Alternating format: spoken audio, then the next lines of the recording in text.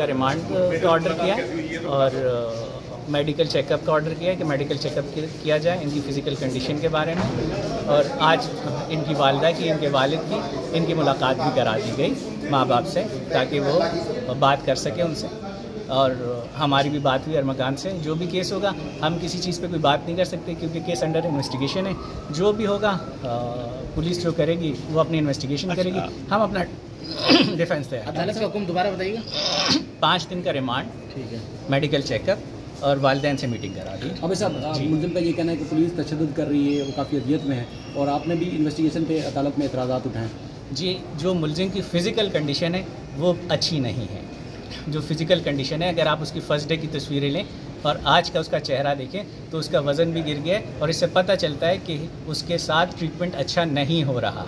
लेकिन high court के हुक्म पर उसका पहले मेडिकल तो हो चुका है, उसमें तो वो बिल्कुल फिट नजर आया। High court